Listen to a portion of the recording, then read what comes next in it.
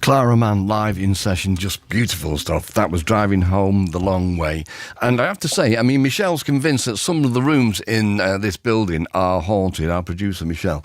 And so whilst you were playing, it was dark with one little security light on over in the corner, and then the security light went off, and then all of the lights in the room that are normally off came on. So I think that you've tapped into the spiritual... Was that ghosts? It must have been. Yeah, it wasn't me. It definitely wasn't me. So I think you've tapped into the spiritual side of Dock House. So well done.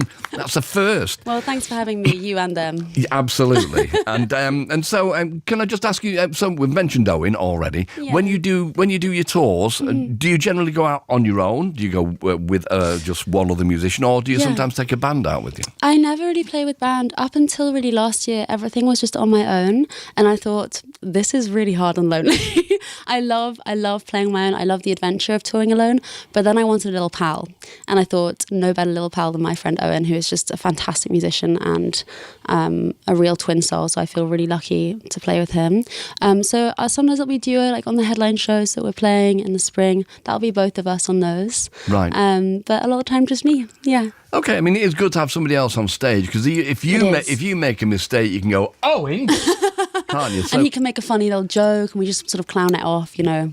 Absolutely perfect. But I have to say, you're sounding magical tonight on your own. And so, thank you. In the first conversations that I had with Andrew about you, I wasn't aware of you, and he made me aware of you, and I listened to your music and loved it. But he told me that you toured with Bill Ryder-Jones. That was a couple of years ago, over 2 years ago. Yeah. How did that come about? Bill messaged me and said, I love this song that you've written that I've been listening to a lot. How would you like to come on tour? And I said, let's go. And it was a beautiful time. I feel really lucky. You know, it's amazing touring with a songwriter like that, someone who cares about the craft of songwriting, and there's so much feeling in that music, so it felt really complimentary musically, and we had a good time. It was a road trip. It was an adventure. Yeah, and to get the thumbs up from Bill is an amazing thing. And, of course, and things do come off the back of that. So the am I right in saying that the Daniel Rossen tour that you did, was that before or after? That was before. That was my first ever European tour. I think I was 20 or 21. Wow. And I was just like, rock and roll is amazing. But it was just really unforgettable. I mean, it was him and me and the tour manager in a van for 3 weeks across Europe, and we played all these theatres and churches. It was just, absolutely magical for me. It was a good job we all got on. Always a bit of a gamble when you let someone in the van on tour. It's a baptism of fire, isn't it? Can you imagine? Yeah, for them and me. Yeah, well, you never know how these things are going to go, do you? But, I mean, for those who don't know, Daniel Rossen is also a member of, he's a member of Department of Eagles, who are great in themselves anyway. I mean, Around the Bay is just wonderful. But, of course, Grizzly Bear as well. But his solo material, I think I prefer above all else. And Silent Song just makes me well up every time I hear it. It's one of the most beautiful things ever. So did you learn a lot from being on the road with Daniel? I think I learned a lot about, a lot about touring, because it was my first kind of longer haul tour as well, about, resilience on the road, and how the most important thing is being kind to each other and having a nice time, having fun. But I mean, Daniel's an amazing musician, and watching him play every night felt like such a privilege. I mean, it's almost like classical music in terms of like the colour and complexity of each piece. He's an incredible instrumentalist, especially, guitarist, just amazing to watch. So I felt really lucky. It was a very beautiful time.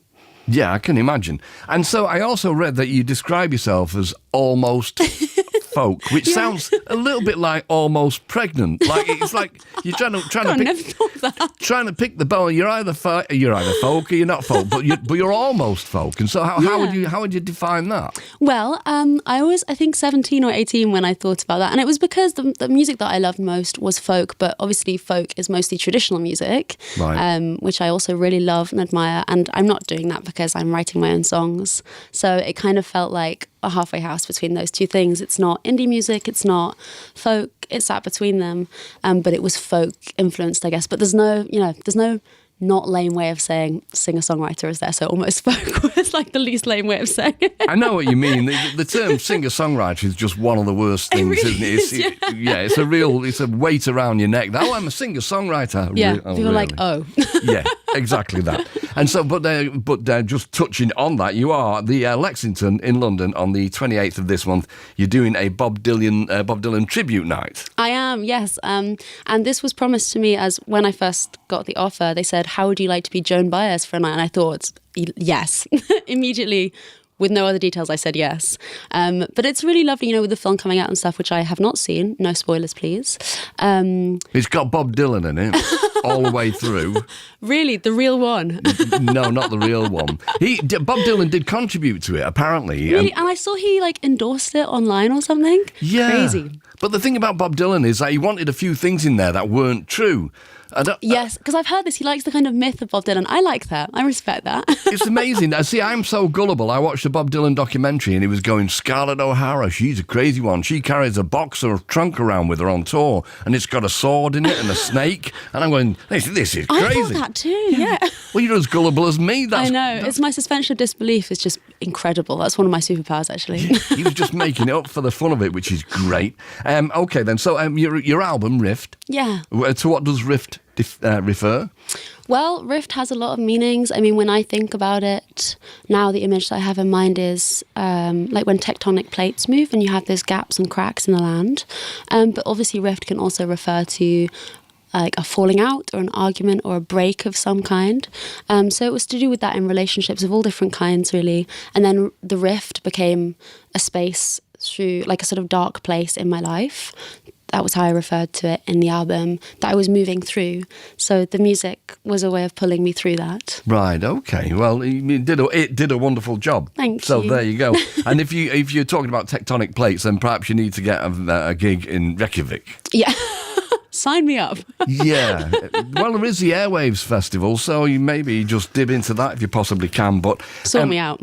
So lovely to have you in. Like I say, really thoroughly enjoying it. And so on the 6th of January, March, you're playing in Paris. But then on the 4th of, that will be the 5th of April, you're playing in Toulon. And then on the 12th, you're playing the Wonderfall Festival in Falmouth. The 22nd, Bristol Beacon. You're playing the 23rd, Stoke Newington Church in London. The 30th, the Castle Hotel in Manchester. Into May, the 1st, Voodoo Rooms in Edinburgh. The 15th Unitarian Church, a Great Escape Festival in Brighton. And you're also doing the Wood Festival in June in Oxfordshire. It sounded quite busy, isn't it? It when is. You put it like that. Very busy indeed, but quite right. And I'm sure you'll get much busier as the months pass on. So you're going to do 2 more tunes for us now. The first on guitar, second on piano. So what are the 2 tunes and in what order? I'm going to play 2 of the other singles. This is Till I Come Around, and then I'm going to play a song called Stadiums on the piano. Fabulous. Okay, Clara Mann live in session. Thank you.